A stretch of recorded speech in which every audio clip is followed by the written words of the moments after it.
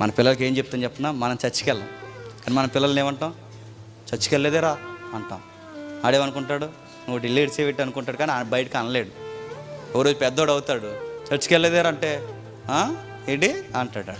ఖచ్చితంగా నేను మళ్ళీ చెప్తున్నాను, మీరు చర్చిలో ఎలా ఉండి మీరు బయట ఎలా బిహేవ్ చేస్తే ఆ నాటకాలు పిల్లలు చెప్పండి పసిగడతారు, ఖచ్చితంగా పసిగడతారు.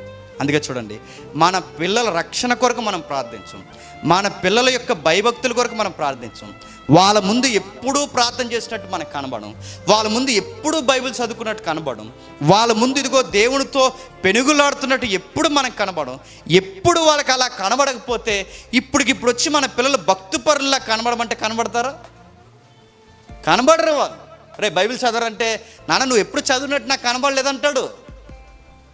ప్రార్థన చేయి అంటే, అమ్మ నువ్వు ఎప్పుడు ప్రార్థన చేసినా నాకు కనబడలేదు, నువ్వు చర్చి నుంచి వచ్చినట్టునే బైబిల్ ఆ కబోర్డ్లో పడేస్తావు, నువ్వు ఆ టీవీ ముందు కూర్చుంటావు, నువ్వు చదివేటమ్మా అని అడిగితే. ఏలి ఎలా పాడైపోయాడంటే, ఏలి మీరు చూడండి, ఏలి పాడైపోవడానికి కారణం దాన్ని పాడైపోవడం అనాలో, నెగ్లిజెన్సీ అనాలో, ఏమనాలో తెలియదు, కానీ ఇతరులకు చెప్పే అంత పవర్ఫుల్ మెసేజ్ చెప్పండి ఇంట్లో చెప్పలేదు. అరే అవి దేవునికి సంబంధించింది, అది బైబిలు, అది ప్రార్థన గది, అది జాగ్రత్త, ఈ సైడ్స్లో నువ్వు వెళ్ళకూడదు, ఇలా వాడకూడదు, ఇవి మీరు సీరియస్గా కనుక మీ పిల్లలకి చెప్పలేదో, ఏలి కొడుకులు లోకు కట్టారన్నది ఎంత వాస్తవమో మన పిల్లలు కూడా మన లోకు కట్టి మన వీక్ పాయింట్ ఏంటో ఖచ్చితంగా పసిగడతారు. సరిగ్గా టయానికి మన వీక్ పాయింట్ వాళ్ళు పట్టుకుని అది హైలైట్ చేస్తారు. నీ పిల్లల ముందు ఏదో లొసుగు దొరికిందనుకో, లొసుగులు ఉంటాయిగా తెలుసుగా, లొసుగులు ఏదో ఒక లొసుగు దొరికిందనుకో, నాన్న లేనప్పుడు అమ్మ ఎలా ఉంటుంది, అమ్మ లేనప్పుడు నాన్న ఎలా ఉంటున్నాడని వాళ్ళ గానక పసిగట్టారనుకోండి, వాళ్ళు ఏదో ఒక మిస్టేక్ చేస్తారు. ఏంటిదంటే కంగారు పడకం, నాన్న రాని వార్నింగ్ గుర్తుపెట్టుకో, కంగారు పడక, అమ్మ రాని నీకు మిక్సీ ఆన్ చేస్తుంది, కంగారు పడక అని చెప్పి ఖచ్చితంగా చెప్తున్నారు. చెప్పరు ఖచ్చితంగా వాళ్ళు ఖచ్చితంగా. మీ పిల్లలు ఏం చూడరు అనుకోకండి, మీరు ఏం మాట్లాడుతున్నారో చూస్తారు, మీరు ఏం చూస్తున్నారో చూస్తారు, మీరు ఎలా నడుస్తున్నారో చూస్తారు, మీరు ఎలాంటి బట్టలు వేసుకుంటున్నారో చూస్తారు, అన్నీ చూస్తారు. వీక్ పాయింట్లు అన్నీ జాగ్రత్తగా గ్యాదర్ చేసుకుంటారు. సరిగ్గా టైం వచ్చినప్పుడు వాళ్ళని ఏమన్నా గద్దెస్తే ఓపెన్ అయిపోతారు. అప్పుడు మనం అనుకుంటాం, రే ఇన్ని దాచుకున్నారో మనసులో అని. అప్పుడు మనకు అర్థమవుద్ది వాళ్ళన్నీ దాచుకుని రెడీగా ఉంటారు. క్రైస్తవ కుటుంబాల్లో ఉన్న, మళ్ళీ చెప్తున్నాను, పెద్ద జాడ్యము మన పిల్లలకి గారాబం పెడతాం. చర్చిలో పిల్లలు వస్తారు, పిల్లలు తిరగవచ్చు పర్లేదు, కానీ చర్చిలో పిల్లలు తిరుగుతున్నప్పుడు, నేను ప్రభురాత్రి భోజనం పంచుతున్నప్పుడు నా కూతురు వెనకాల వచ్చి డాడీ నాకో అన్నప్పుడు అందరు కళ్ళు మూసుకొని పెడతాను నీకు అన్నాను అనుకోండి, ఏమనుకుంటుంది నా కూతురు ఎదిగిన తర్వాత ఏమనుకుంటుందండి? అంటే మా నాన్న ప్రభురాత్రి భోజనం సీరియస్గా ఏమీ తీసుకోవడం. అందరూ కళ్ళు మూసుకున్న వెంటనే వాళ్ళ నోట్లో పెట్టాడు, మిగిలిన ద్రాక్షరసం వాళ్ళకి ఇచ్చాడు. నేను ఎదిగిన తర్వాత వాళ్ళకి ఇది ప్రభు యొక్క శరీరము, ఇది ప్రభు యొక్క రక్తం అంటే ఊరుకో నాన్న, ఎన్నిసార్లు తినలేదు నేను అనుకుంటారు. నేను సీరియస్గా చెప్తున్నాను, పిల్లల్ని ప్రేమించండి, గారాబం పెట్టండి. బంగారం అనండి, సింగారం అనండి, వజ్రాలు వైడూర్యాలు అనండి, ప్లాటినం అనండి, ఎన్నంటే అనండి, కానీ దేవుడి విషయంలో తేడాగా ఉన్నారనుకోండి, వజ్రాలు పగులుతాయని కూడా చెప్పండి, బంగారం నూరేస్తానని చెప్పండి. మాట వినకపోతే రే బట్టలు కాదు కదా బ్రేక్ఫాస్ట్ కూడా ఉండదని చెప్పండి. మీరు దేవుడి విషయంలో కనుక మీ సిన్సియారిటీ మెయింటైన్ చేయలేదరే, నేను ఎక్కడ పెట్టాలి అక్కడ పెడతాను ఏమనుకుంటున్నాను చెప్పండి. ఇది కనుక మనం చెప్పకపోతే, నేను చెప్తున్నాను, మన పిల్లలు మొక్క ఈ విధంగా మనం వంగదీయకపోతే వాళ్ళు మ్రాన్ అవుతారు, మనం బలహీనమైన మొక్కలం అవుతాం, వాళ్ళు బలమైన మ్రాన్లు అవుతారు. ఆ టైంలో మనం ఎంత చెప్పినా మన మాట వాళ్ళు వినరు. ఏలికి 90 వచ్చినాయి, వీళ్ళకి 40-30 సంవత్సరాలు వచ్చినాయి. ఇప్పుడు చెబితే వింటారా? అందుకే దేవుడు చూశాడు ఏలి చెప్తాడని చెప్పలేదు. దేవుడు డిసైడ్ అయిపోయాడు. ఎంత డిసైడ్ అయ్యాడంటే చూడండి ఎంత బాధాకరమైన విషయమో. ఇది చదివినప్పుడల్లా బాధ వేస్తుందండి. ఏం జరుగుతుందో చూడండి. 19వ వచనం ముగించుకుందాం. 19వ వచనం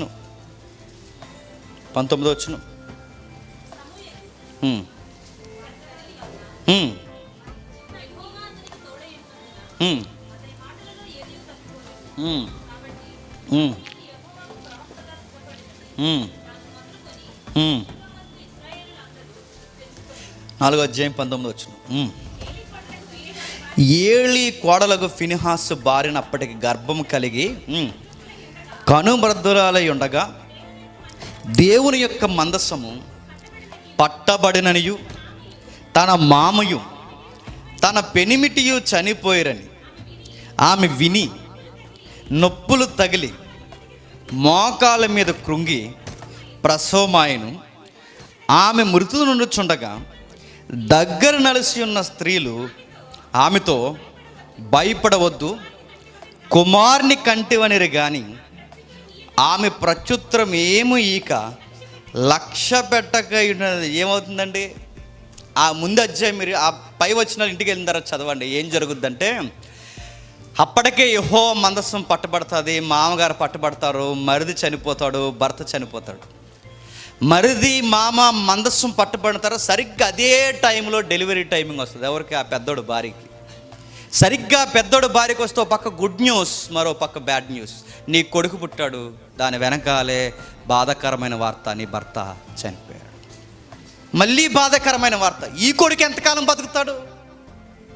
ఈ కొడుకు పుట్టాక చచ్చిపోతాడు. ఈ ఫ్యామిలీ యొక్క భవిష్యత్తు ఎలా అయిపోయింది చూడండి. దేవుని సేవలో సెలగాటలాడితే, దేవుని సేవలో ఇదిగో పరిచర్య జీవితాల్లో మనం తెలివైన వారిగా మనం వ్యవహరిస్తున్నాం అనుకుంటే, బైబిల్ రాడికల్గా ఎల్బరేట్గా చెబుతుంది ఏమనంటే, అది మనకి మన పిల్లలకి మంచిది కాదు. సుధాకర్ దగ్గర కానుకలు పెడుతున్నాం. ఎంత రిస్క్ తెలుసా ఫ్యామిలీకి? ట్రెజరీ మెయింటెనెన్స్ అంటే. నా దగ్గర దేవుని కానుకలు ఉంటాయి, వాటితో నేను ఎంత జాగ్రత్తగా ఉండాలో తెలుసా? పొరపాటున అందులోది ఏదన్నా వాడినా దానికి తగిన లెక్క మళ్ళీ నేను దేవుని ఎదుట యథార్థంగా ఉన్నాను మనీ విషయం అనుకోకపోతే, నేను మళ్ళీ చెప్తున్నాను, ఆ తిన్న 10 రూపాయలు నాకు నా బిడ్డలకే చెప్పండి, మంచిది కాదు. ఏలి ఏం సాధించాడండి? తిన్నారు బలి నైవేద్యాలు, చచ్చిపోయారు. సత్తువేం పెరిగిందా?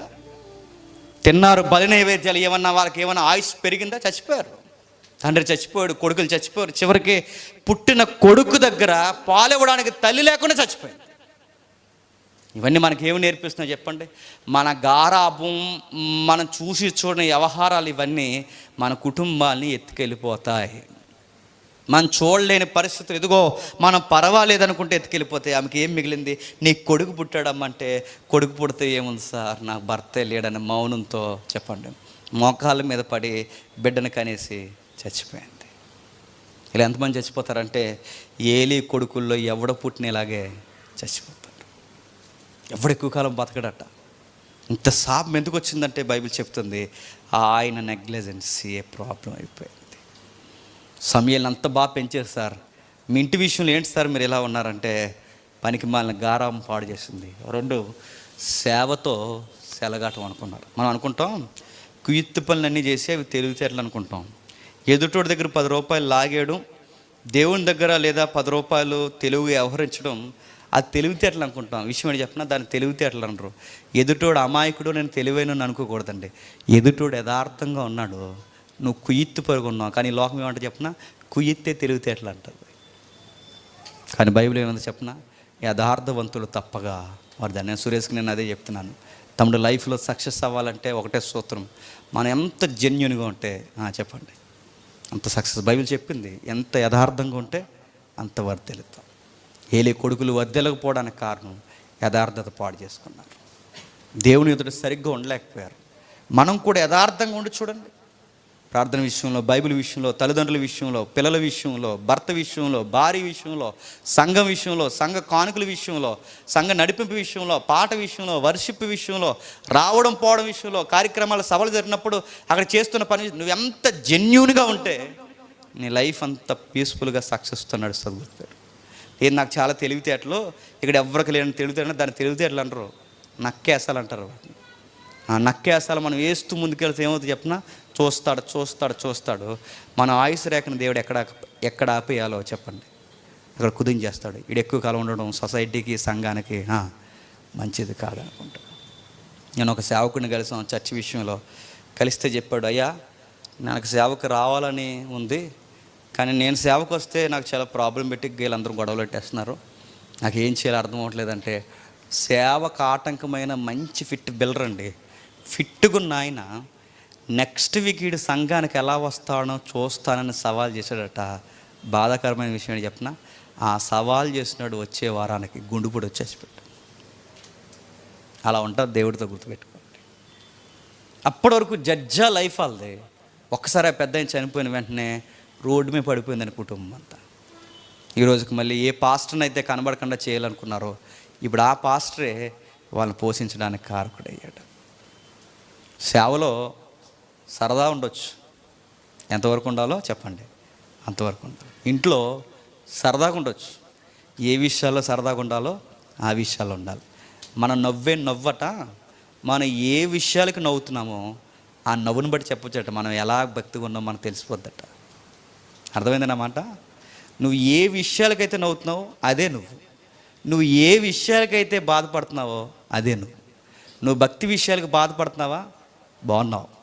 ఎకిలి నవ్వులు ఎకిలి జోకులు వేస్తే నవ్వుతున్నావా, నీ లైఫ్ అంత బాగాలేదు. నీకు జబర్దస్తులు నచ్చుతున్నాయా, డబుల్ మీనింగ్ డైలాగులు నచ్చుతున్నాయా, నీకు ఇలాంటి పనికి మాలిన డబుల్ మీనింగ్ జోకులు అనేస్తే నీకు నచ్చి బాగా నవ్వుతున్నావా, అదే నీ క్యారెక్టర్. అదే నీకు ఆటికే నవ్వు వస్తుందంటే నీ క్యారెక్టర్ అదే. ఏలి తన యథార్థత అంతా బాగుంది. ఏలి తన కొడుకు విషయంలో సీరియస్గా లేడు. అసలు ఒరిజినల్ క్యారెక్టర్ ఏంటో చెప్పినా ఈ కనబడిన ఒక క్యారెక్టర్ ఏలీలో ఉంది. దేవుడు అన్నీ వదిలేశాడు. 90 ఏళ్ళ సేవ చేసావు, సూపర్ అనలేదు. చక్కటి పరిచర్యలు నడిపించావు, సూపర్. సమయాలను పెంచావు, మంచి సేవకుడిని తయారు చేసావు, సూపర్ అనలేదు. ఈ సేవ అంతా పక్కన పెట్టి నేను ఒక విషయం అడుగుతున్నాను. నీ ఫ్యామిలీ విషయంలో నువ్వు సరిగ్గా లేవు. నీకు నీ పిల్లలకు నేను చెప్తున్నాను, ఎగిరిపోతారన్నారు, ఎగిరిపోయారు. నేను ముగించే ముందు ఒక అన్నగా, ఒక సహోదరుడిగా, ఒక తమ్ముడిగా మీ అందరికీ చెప్తున్నాను, ఇక్కడ ఎంత సీరియస్గా ఉన్నారో మీ ఇంట్లో అంత సీరియస్గా ఉండండి. ఇక్కడ ఎంత యథార్థంగా ఉన్నారో మీ ఫ్రెండ్ సర్కిల్లో కూడా అంత యథార్థంగా ఉండండి. ఇక్కడ ఎంత నమ్మకంగా మీరు కనబడుతున్నారో మీకు దేవుడు ఏదైనా పని అప్పగిస్తే అంత నమ్మకంగా చేయించుకోలేదు. ఎందుకంటే మీరు ఎంత యథార్థంగా ఉంటే మీ వెనకాల అంత సక్సెస్ మీరు చూస్తారు.